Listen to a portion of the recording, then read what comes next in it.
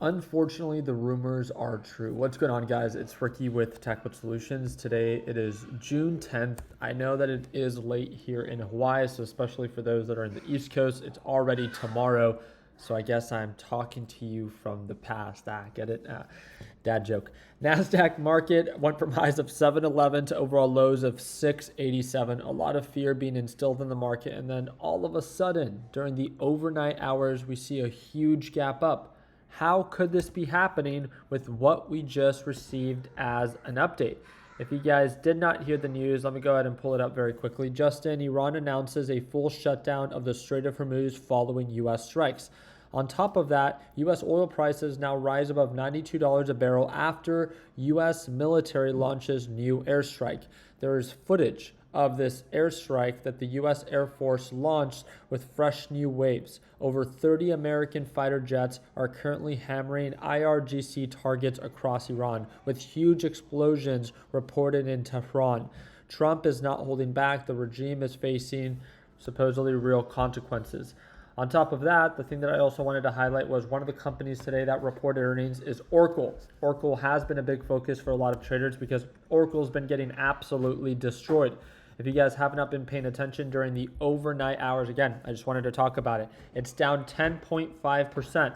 The reason it's down so much is that it's trying to raise $40 billion to finance its AI build out. It's already heavily leveraged. And that's the really unfortunate part about this, is that with all of this uncertainty, right, it's not even taking the 10% into consideration, from highs of 250 to lows of 180. That's not even recent all-time highs. This stock at the end of 2025 hit highs of 343 and then came crashing to lows of 141. So again, although it is trading at low levels of 180, if you want to buy the dip, all power to you.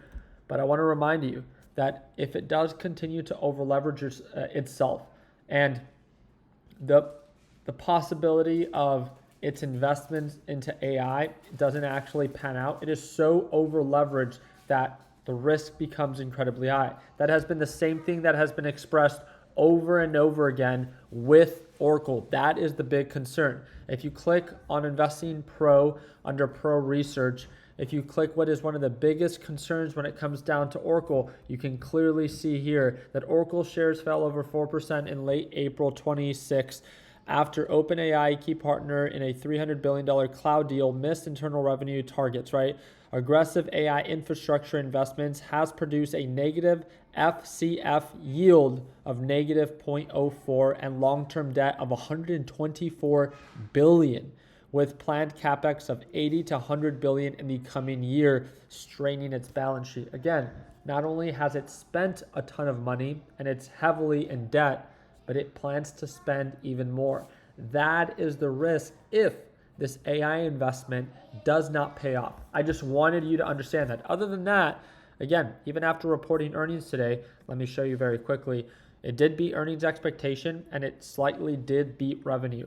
But that guidance and that outlook of needing to raise even more money does shed a lot of uncertainty for investors. Its P ratio is not that crazy high, 35.8 times its earnings. Again, it's not super low, but it's not crazy high. $64 billion in revenue and overall $16 billion in net income.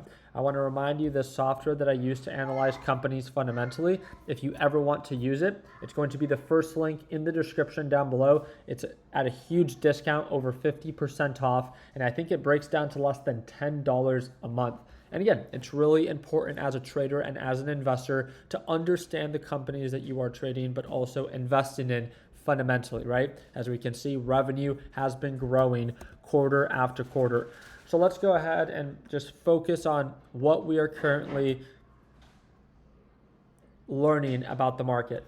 NASDAQ market saw a really sharp sell-off, and that is because of the uncertainty of the tensions escalating in the Middle East. There are a lot of different news outlets that are reporting that the peace deal between Iran and the U.S. is now completely out the window. If that sentiment of a peace deal is no longer present, what business does the market have recovering or trading at all-time highs?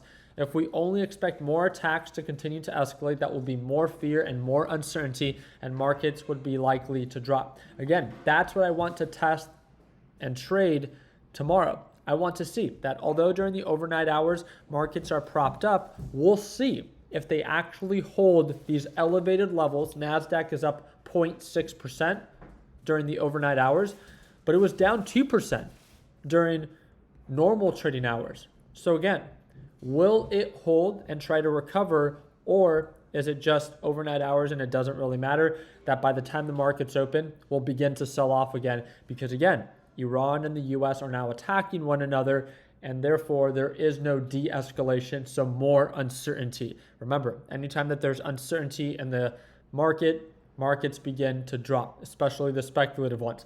We'll talk about it a little bit more in our live trading session. Again, if you want to tune on into this live session, we go live every single morning for our LPP live trading session. Feel free to check it out to learn more. Second link in the description down below. I really do appreciate you guys' time. I hope that we're in a thumbs up. If you have any questions whatsoever, feel free to comment down below. And like always, let's make sure that we end the year on a green note. Take care, team, and happy Wednesday.